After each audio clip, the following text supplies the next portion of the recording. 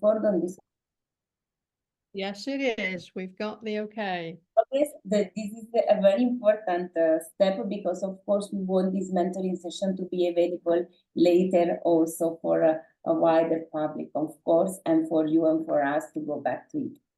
So, Laura, the floor is yours. Thank you. Thank you very much. Thank you. Thank you and welcome, everyone. A very good afternoon here from Malaga, from Spain, to everywhere around the world, wherever you might be. I hope you are well, and I'm hoping that you are going to enjoy our session, our first session of Module 3. Thank you very much, Julia, for the nice introduction. I'm going to try and share my screen now. Hopefully it's going to work. It is important that during the session, you participate in the chat as much as possible. I will be looking at the chat. Julia will help me with that as well, so that it becomes a little bit interactive. So it's not just my voice for 45 minutes, because it can get a little bit monotonous. So my students tell me.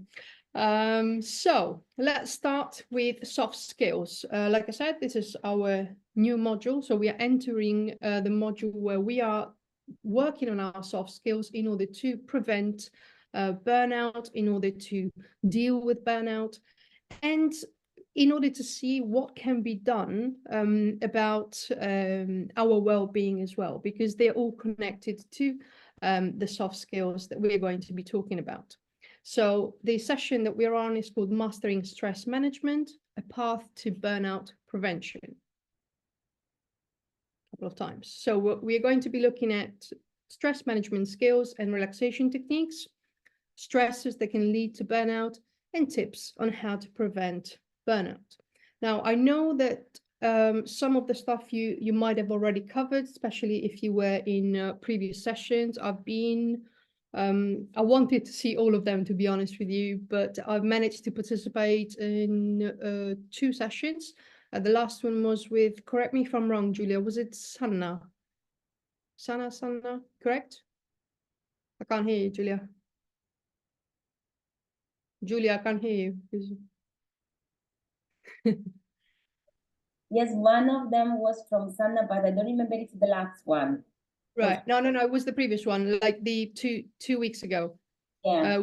Where she was doing breathing technique, because there's going to be some more breathing techniques today. So by the end of the session, you should be able to master stress management to prevent burnout, know some strategies to empower you in a professional and personal life, because let's remember that burnout is an overall condition. It's not just work burnout, something separate from our life. It belongs to in a holistic sense to our life as people and as workers. We'll be able to enhance our ability to handle workplace pressure, hopefully, and take care of our well-being, which is the most important thing of all.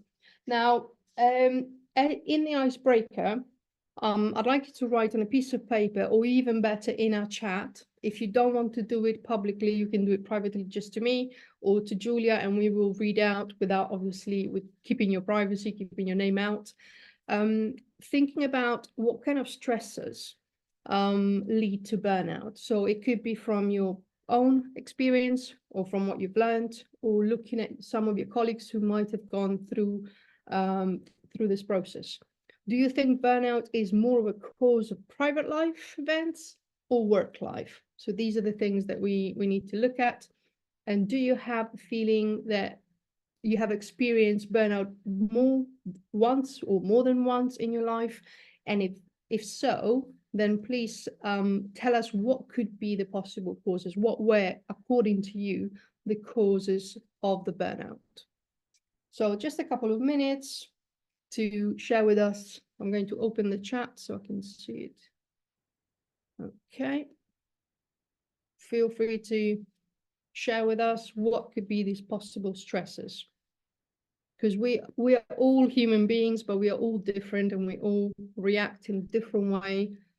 So what could be a stressor for Julia, for example, might not be a stressor for me, and so on and so forth. I think it can be, I'm reading one now. I think it can be a combination of both, for sure. For example, a mismatch between responsibility and agency at work, or relationship struggles in the family. Absolutely. I agree. I agree. It's very rare that you can find people who just switch off completely from private life, between private life and work life. We're not robots, and therefore whatever happens at home influences work. Whatever happens at work influences home. It's a vicious cycle sometimes. Uni stress, university stress. So students feel, I feel your pain. I can remember, it was a long time ago, but I still can remember very well, especially the last year, how stressful university was and how it could have impacted on any area of our lives, really.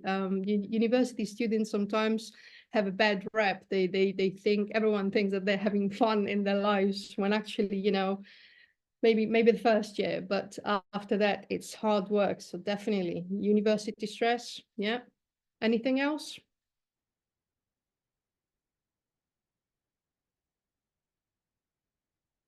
Okay, feel free to add on as we move along. Okay, so looking at stress and burnout, these are things that you have already covered in the previous modules. Looking at reasons, what can influence burnout, what are the factors of stress and burnout. So if not, remember that you have resources available in module 1 to look at that. In the next slides, we're going to look at what are the soft skills that we need in order to deal with this burnout. So we have 14 to be precise in here. Communication is one of them, coordination, creativity, critical thinking, cultural awareness, dealing with stress, dependability, desire to learn, empathy, flexibility, motivation, respectful diversity, self-awareness, and teamwork. Now, if you look at these soft skills, sometimes soft skills are being looked at traits, character traits, and that can be true, but these are also skills that can be taught. Teachers teach these soft skills to students, either directly or indirectly, or as a tutor, for example. So it's not something that if you don't have, you're screwed. It's something that can be worked on. It's something, these skills are skills for life, actually. That's what they should be called, life skills rather than soft skills. And they're very different from obviously our hard skills, which are the ones that have to be studied, things that we learn in order to complete a task or a job. So looking at these soft skills, have a quick look and think about which are the soft skills that I think I should be working on in order to improve my stress management, in order to have a more positive outlook on life, and thank you, and in general for my well-being. So think about which of these soft skills you haven't have perhaps managed to develop as much as you would have liked to. Is it critical thinking? Is it flexibility? What could be the cause of friction? What could be the cause of stress within the work environment because of the fact that one of these skills is not quite yet developed? Feel free to put it in a group chat or directly to myself or to Julia.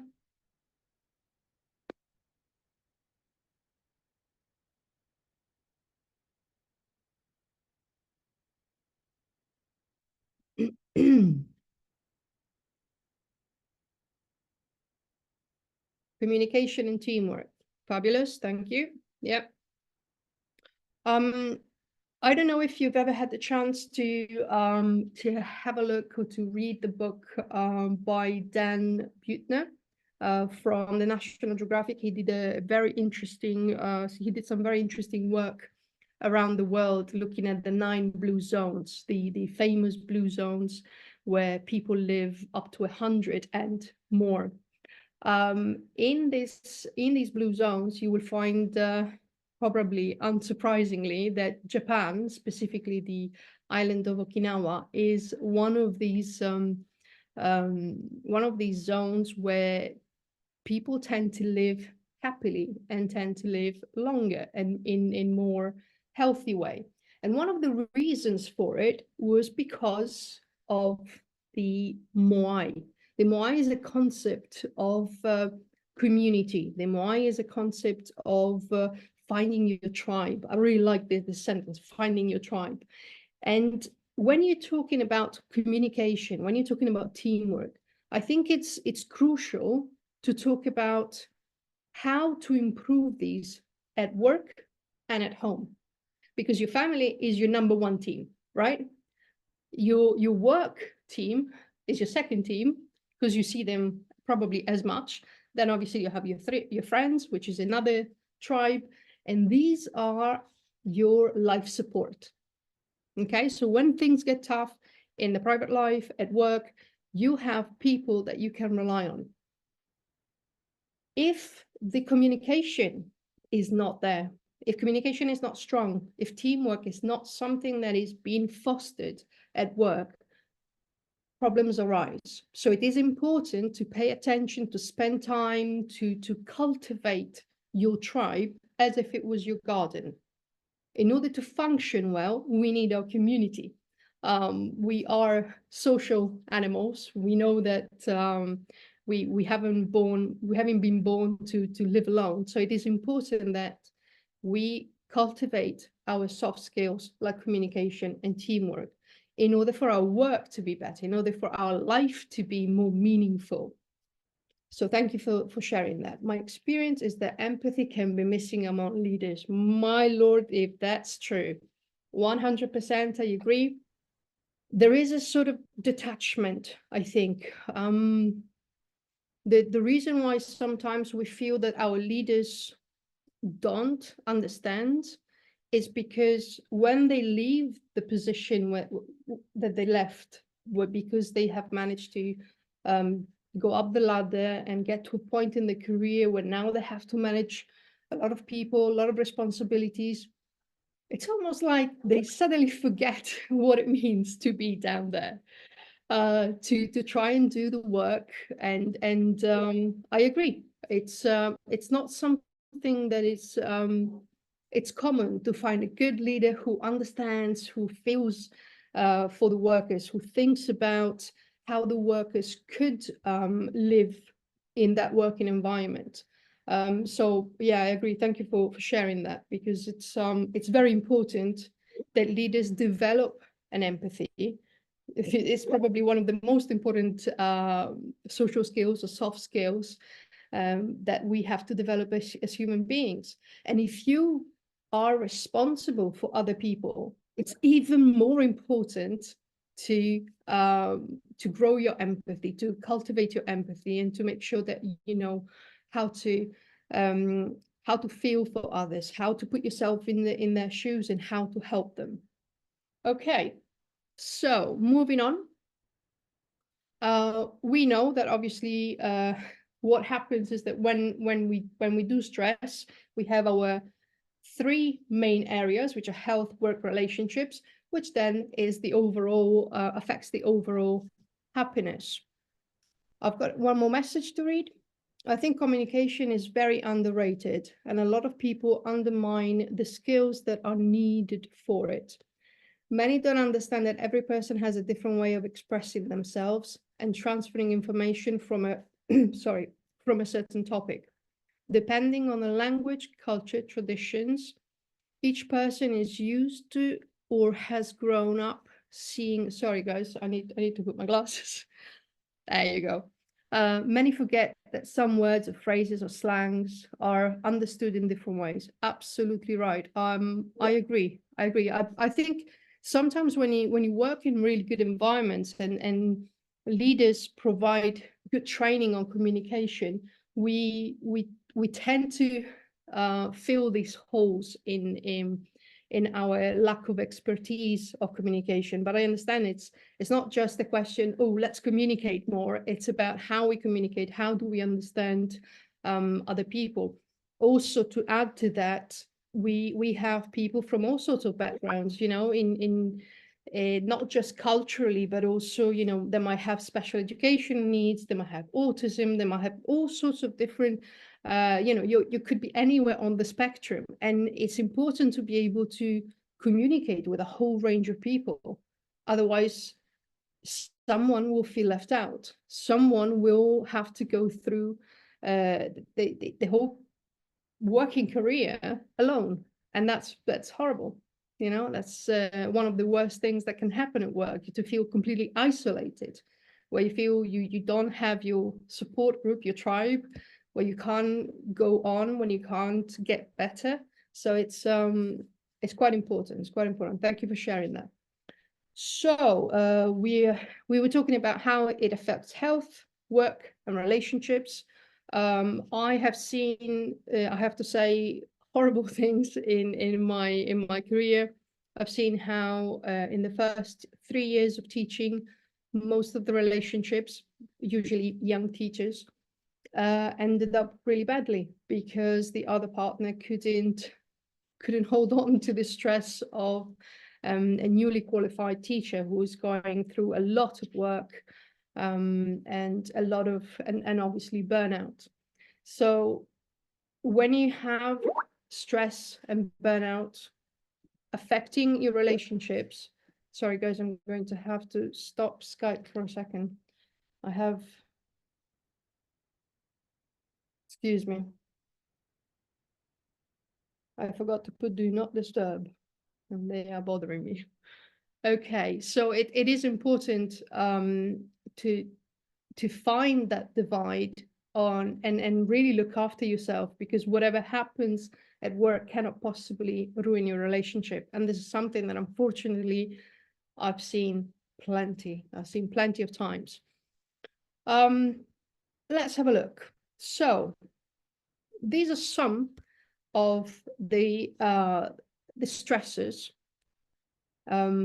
Let's have a look. Poor company culture.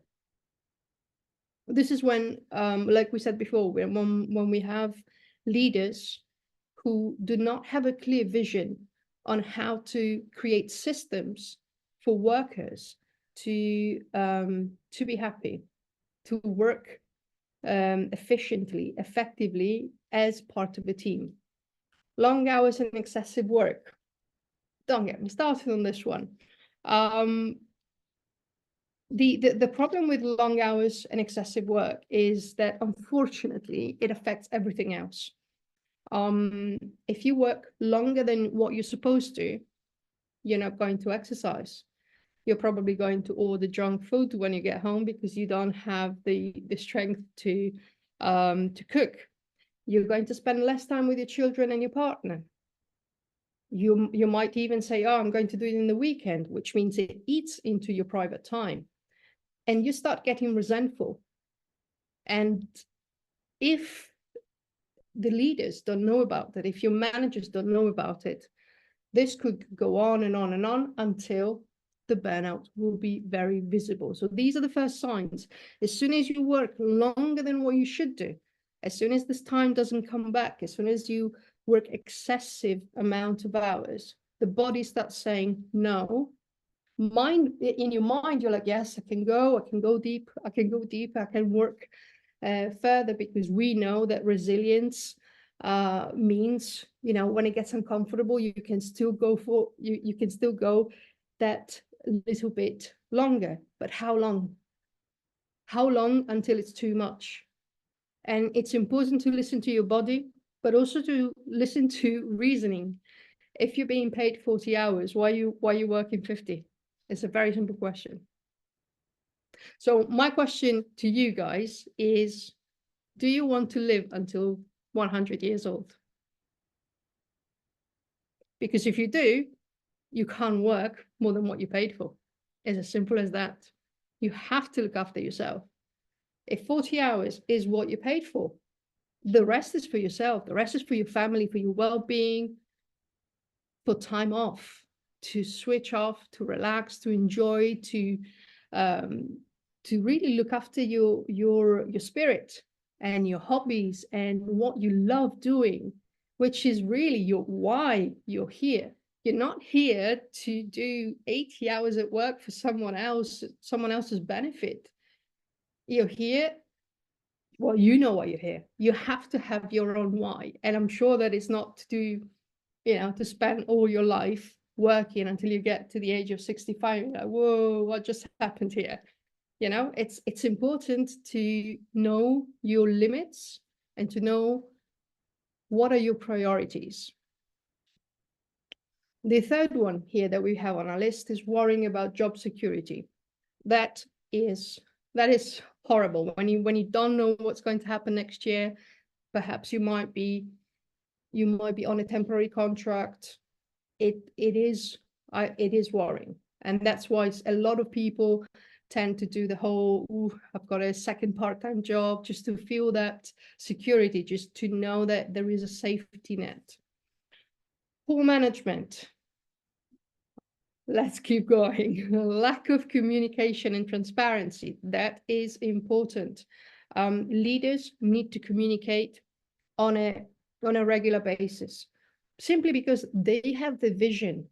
The leaders are the ones who can remind you where we're going. What is the point of every day's work? So it's important to have that. Work harassment. Unfortunately, it happens, and it happens even too often. If you are a victim of harassment, I'm hoping that you know your company's policy. I'm hoping that you have the strength and someone like me in my previous schools who can support you, a union representative who can support you in a difficult situation like this. If not, then please let us know, because we might be able to give you some extra guidance on this matter, because it's very important. Lack of control. Very, very often you have so many ideas at work, but unfortunately you don't control everything. You have your limits. Lack of support. Again, the person who is in charge of you, so your line manager, should be able to support you. If this doesn't happen, make sure that the person who is in charge of your line manager knows that, because everyone at work should feel supported. There should be systems in place in order for this to happen. And obviously miscommunication, which goes a little bit with what we were talking about before, how communication is crucial. Miscommunication can be very frustrating and can cause a lot of stress. So sometimes to find a third person to help between two in terms of communication is could be a solution. Okay, stop for a moment if you experience any of the symptoms. Mood swings, the state of being withdrawn, less motivation, commitment and communication, increased emotional reaction, being more sensitive, tearful or aggressive. Now, sometimes we know that these are not entirely part of the work environment. Sometimes it's like we said before, something might have happened at home. So you come to work, you bring in your problems, and you feel more irritable, more sensitive. It can happen with humans. If you lash out, or you have an emotional reaction that is not appropriate for the place of work, just apologize, but try and find the nature of the problem. Talk to someone, talk to your best friend, talk to your best colleague, not the colleague that drags you down, the one that is going to make you laugh, the one that's going to pick you up a little bit. Yeah. You can also recognize it in the form of fatigue, headaches, eye strain, bone or joint or muscle problems, infectious diseases like COVID. You can, if you remember what we could, how we were feeling, all of us. Fatigue is one of the worst ones. The reason why we are victims of fatigue is because of how we're living. When we're talking about well-being at the workplace, if you think about 40, 50 years ago, they weren't talking about things like that. And there is a reason. It's not that because suddenly we have become really fragile or we can't deal with stress or anything like that. It's just that we have been affected by a poor culture. And for example, our use of technology is not use of technology, it's abuse of technology, like completely disproportionate amount of time that we spend with technology affects our lives. You're thinking you're relaxing because you're watching 50 minutes of TikTok. Absolutely not. Absolutely. TikTok is a time eater. It eats your emotions. They are basically stealing our attention. And all of these attention, commitment, emotion goes away and it doesn't come back. And what you're left with is fatigue. So when you actually want to focus on a task, you don't have that energy anymore because you gave it away to something else that was less important. So it's very, very crucial to monitor your time. We know, I use an iPhone, but I'm sure that on an Android is the same. You have your daily or weekly, sorry, when it basically, it tells you how long you've been spending on the phone. It tells you, you've been, I don't know, 2 hours on games, 1 hour on YouTube, and so on and so forth. So try and monitor the time and delete all the apps that you're not using. I'm not going to say delete Instagram. Absolutely not. That's not what I want to say. But if you go onto Instagram, perhaps unfollow people who are not giving any value to your life. At that time, it might have been a good idea because, I don't know, the video made you laugh, or you think, oh, I could follow this guy. He seems interesting. But actually now you have videos, hundreds of videos of rubbish that you don't want to watch, and it distracts you. Try and switch off the notifications from the social media. So you will have allocated time for social media, maybe, I don't know, before dinner, 20 minutes just to check. Yeah. But if you have notifications on and your phone is here while you're working, every single time that there's a notification, you go like that. Okay. Okay. So that means your attention is taken away. By the time that you come back, you need another 10 seconds to refocus on your work. So it's very important that your notifications are switched off, and that when you're working, you put the phone down, face down, so it doesn't distract you. So you can give 100% focus to your task. The task will take shorter time, and you will feel a little bit more accomplished. Okay, what happens in our body when we are under stress? We have an increased heart rate, elevated blood pressure, heightened alertness. Remember, heightened alertness also means fatigue as a result. So it's important to keep this in line. A very quick way to decrease your heart rate is, if you feel that you're getting a little bit anxious and your cortisol levels are all over the place, or adrenaline is a little bit too high, you just got angry about something, go to the toilet, open the hot water, not to burn yourself, just hot enough, just hot, nice warm water, and pull your sleeves up and put your wrists on the hot water for about 15 to 20 seconds. It automatically slows your heart rate. You feel so much better. You start breathing slower and you feel a little bit more at peace, and you can go back into the office without killing anyone. So that's a little tip. Okay, so we know how dangerous stress is for our health, both physical and mental health, of course. So changing perspective can be our ally. What does that mean? That we need to develop the soft skills that we were talking about before. So we need to try and develop effective communication. We need to focus on work-life balance. Sometimes when people talk about work-life balance, they think it's like this. It's 50-50. Because you think, how many hours do I spend at work? How many hours do I spend at home? It's not. It should never be like that. Work-life balance is not like this. Life is much more important than work. So when you are looking at what you want to achieve in your life and you're planning for the future, think about how much energy, how much of yourself you want to give to work, and how much should you give to your life. Because your life is you as a person, is your direct family, your friends. It's a lot of people. And it's a lot of things to accomplish in life. If we think it's 50-50, we'll never be able to do much with our life. So when we're talking about that balance, it needs to be very unbalanced towards life. Yeah. We'd like to encourage you, of course, to take regular breaks at work. If I don't know what's your usual routine for taking breaks. Do you remember to take breaks? If not, let's use our phone for something good. Put some alarms. Some people say for every 30 minutes you should have 5 minutes of a bit of a stretching, a bit of a walk.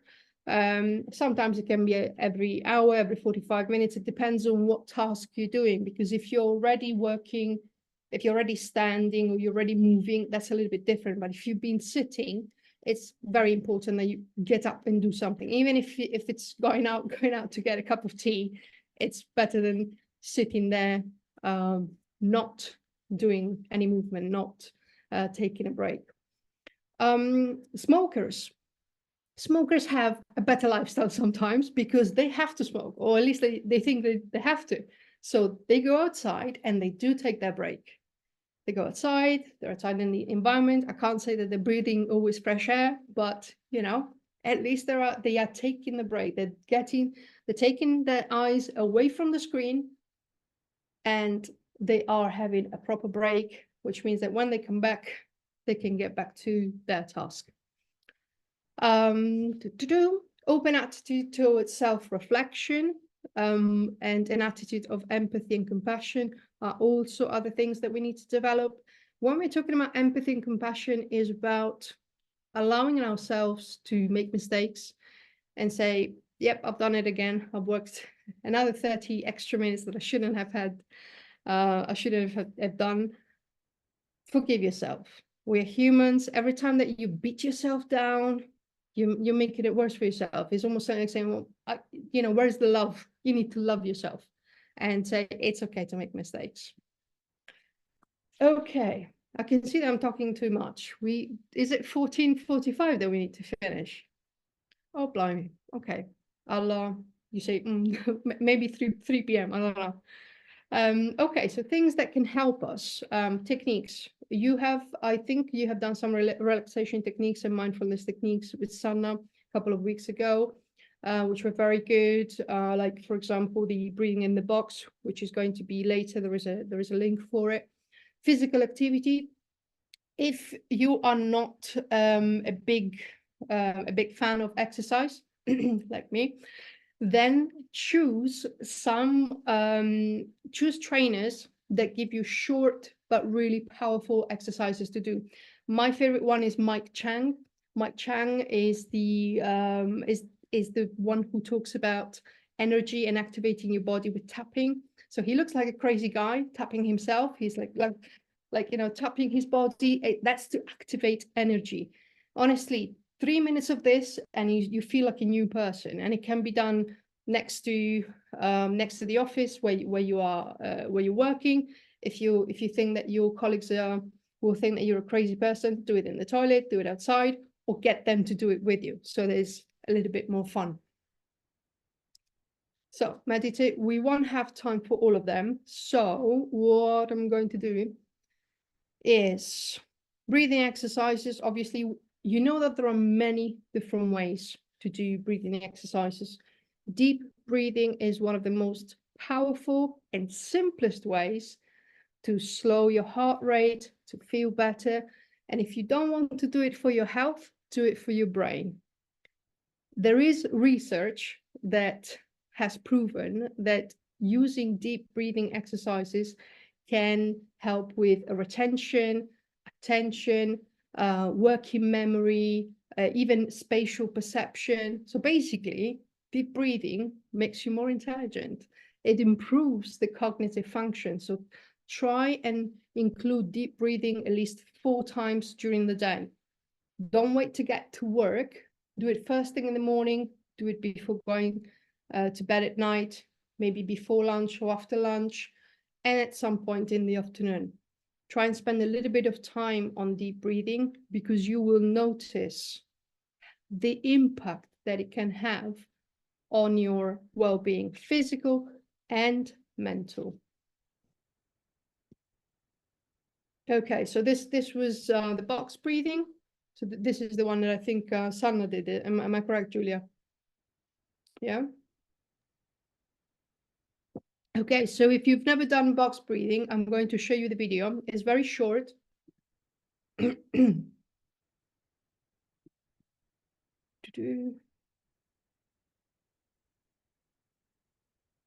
already had it open.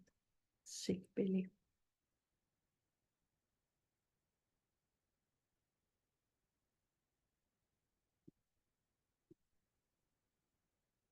There are times when we all experience feelings of stress or anxiety. In these moments, you can use your breath to help calm those feelings.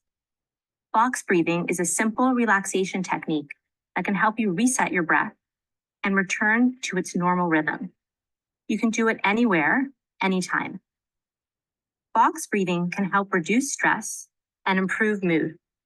It can also help with controlling and managing emotions. It's very easy to learn. Imagine breathing around a box. Inhale as you visualize going up one side of the box, gradually filling your lungs with air. When you reach the top, hold your breath for 1 to 5 seconds as you picture going across the top of the box. Exhale gradually as you imagine traveling down the other side of the box. Pause again for 1 to 5 seconds as you go along the bottom of the box. Then repeat. This can be done 7 to 10 times in a row, focusing on the breath. If you can do it sitting down with your feet grounded, that will help too. But really, it can be done anywhere. Box breathing has physiological and psychological benefits. Physiologically, it regulates breath, increases oxygen to the lungs, and can help reduce blood pressure and lower heart rate. Box breathing can help psychologically by providing focus to your breath and removing attention from the things that are causing feelings of stress and anxiety. The repetition of box breathing can also help reduce stress. So, in moments when feelings of stress and anxiety are overwhelming, remember box breathing and the power of your breath as a simple way to relax and breathe a bit easier.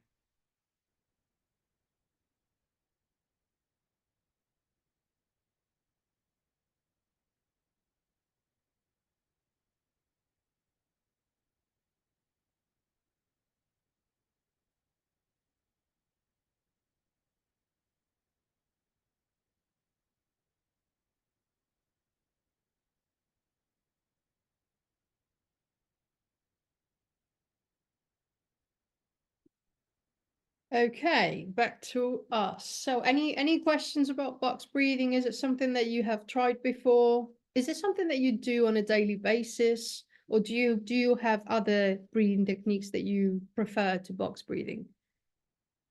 Let us know in the chat if that's the case. In the meantime, let me tell you something about breathing and meditation.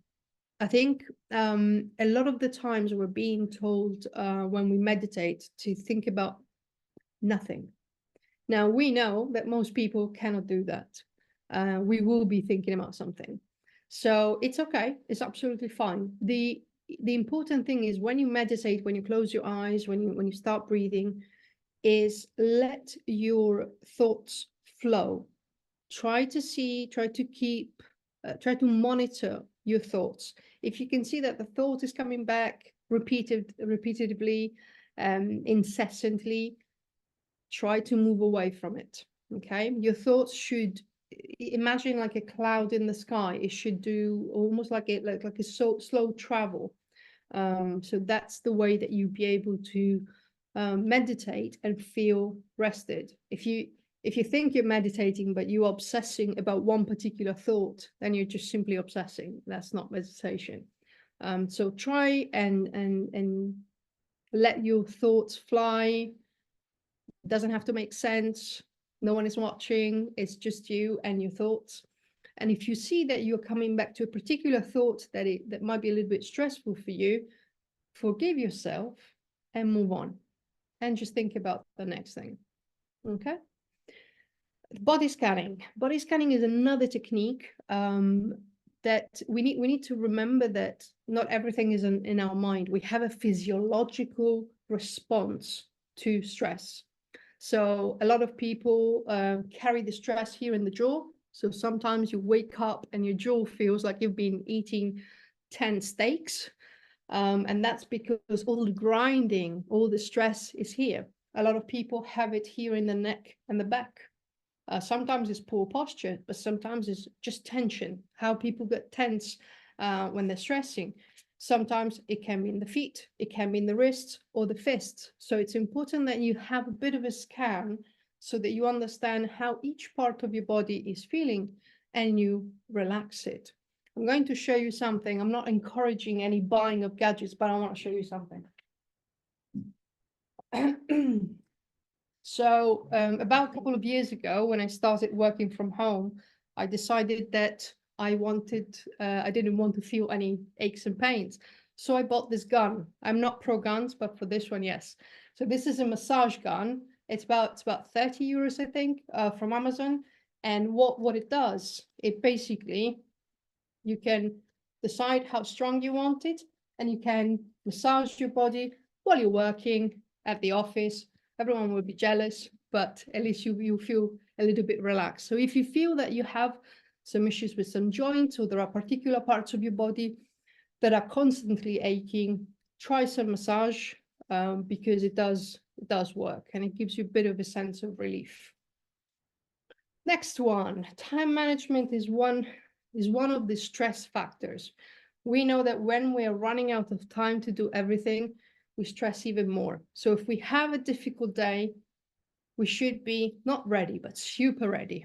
It's important I can tell you that it's important to arrive on time, but if it's not within your usual routine, it's something that you need to build up to. Put the alarm 5 minutes earlier. It might mean that you will press once more the snooze button. Thank God for the snooze button.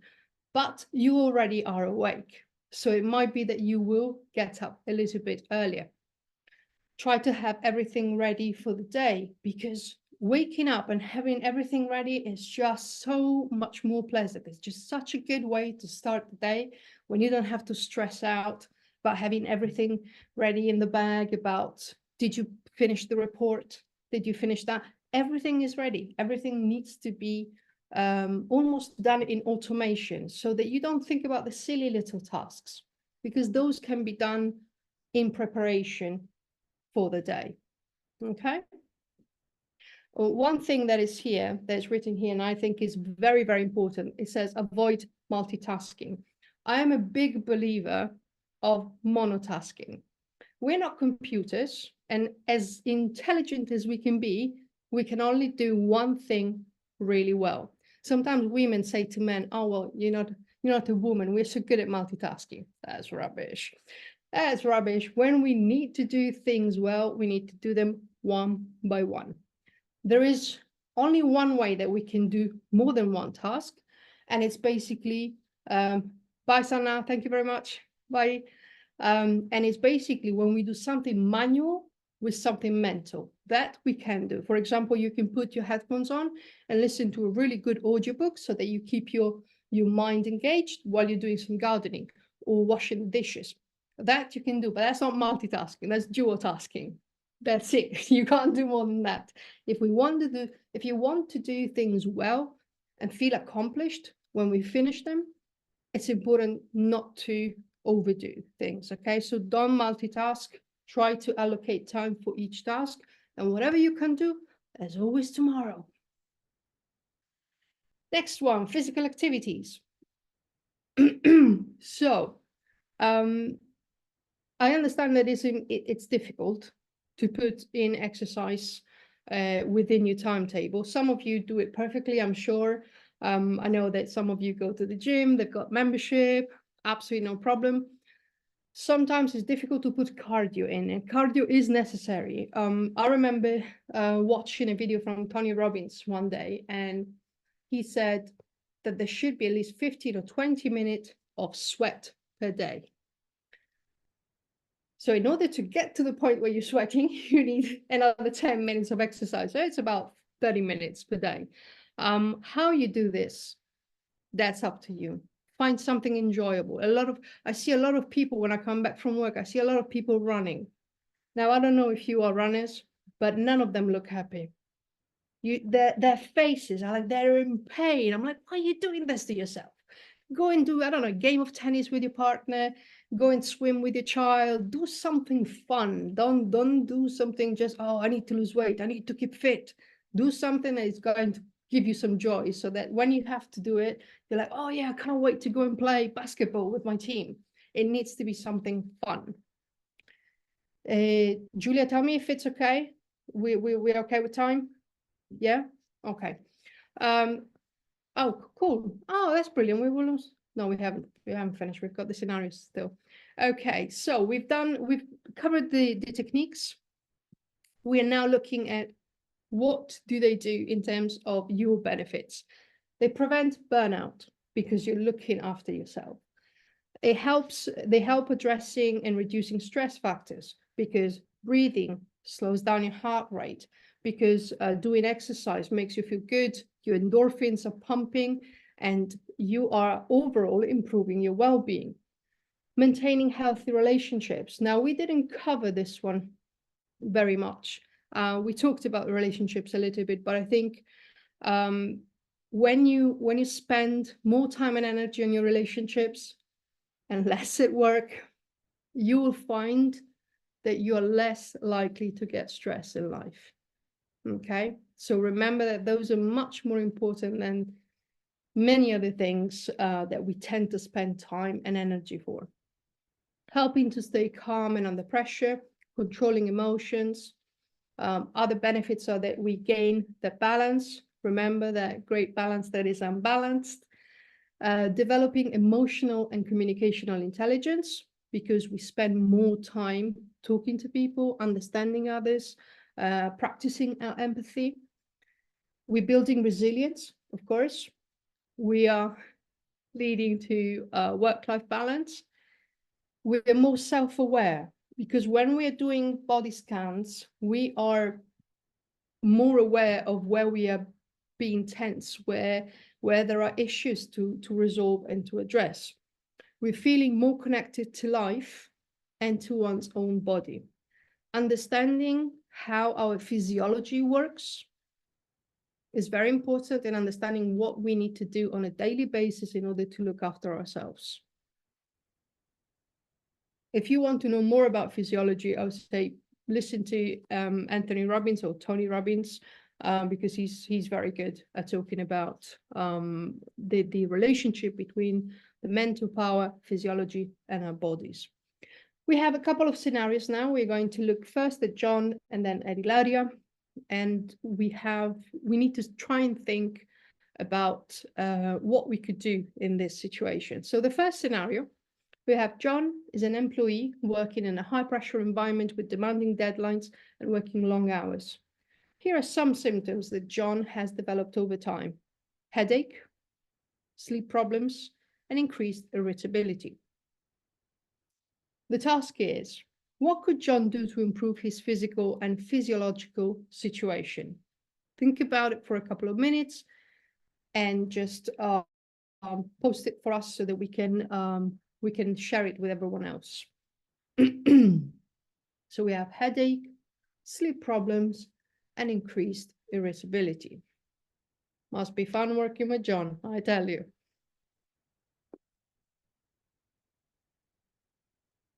How can we help John? Let's have a look. Any ideas? Please post them.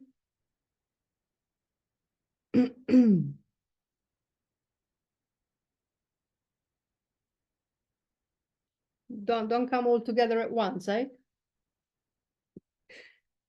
Anyone?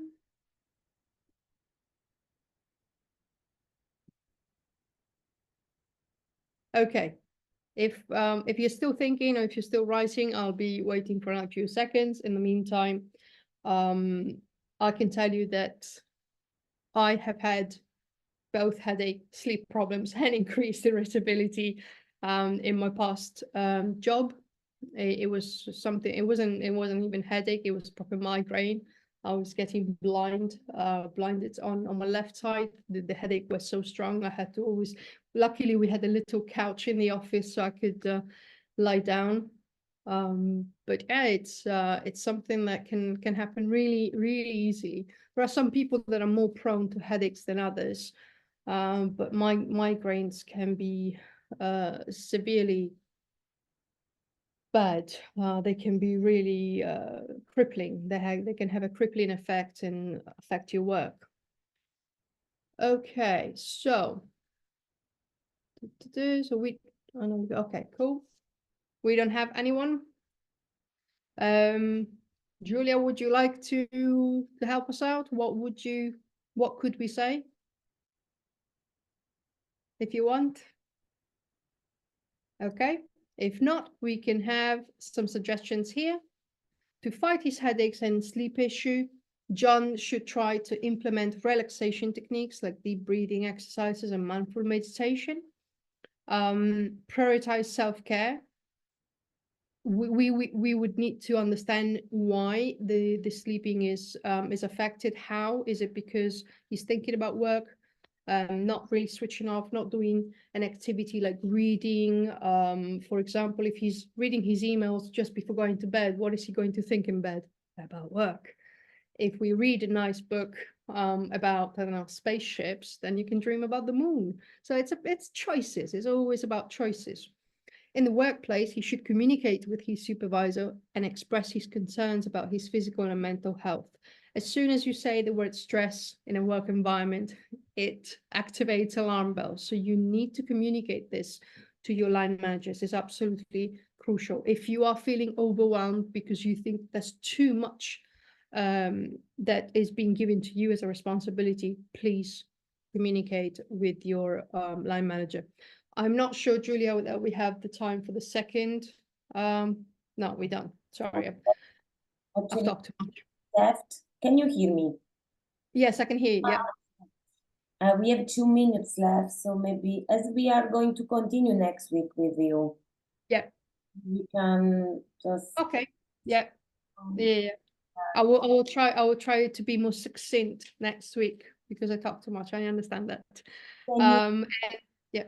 Also to leave space to any question or to any remark, if any. Yeah, absolutely. Okay.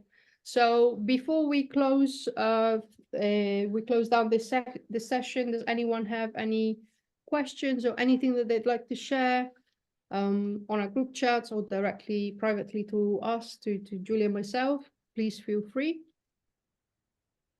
We're going to give you literally 3, 2, 1 second. Okay, if there's nothing, but if you start thinking about what we have covered and about how to manage stress, please write down everything, and then next week we can always go through that. So next week we're going to talk about communication for stress relief. So it's in terms of topic, it's quite similar, but we are going to talk about the language and how to communicate in order to avoid stress, in order to avoid burnout. I'd like to thank everyone. I understand that this is a big commitment. Some of you might be on the lunch break, so thank you very much for being here. And I look forward to seeing you next week. Thank you. Have a good time. Laura, thank you everybody for being here today. I remind you that every week for this was the 7th, so we have 5 Thursdays still for this mentoring session. So I encourage you to join us next week to disseminate the event, the link. We will be happy to have as many people as possible. Thank you very much. Thank you, Laura. I take from today this idea, repeat it sometimes, to be gentle with ourselves, to forgive us actually as first person, because during this session and the past session, we always have been talking about, of course, strategies, practice, the role of the managers, the role of the environment, and so on. Yes, it's true. At some point, also we have to be just forgive and be gentle also with ourselves. So, like if I take for today. Brilliant. Thank you. Thank you, everyone. Thank you so much. Bye-bye. Thank you. Bye bye. Thank you. Thank you. Bye.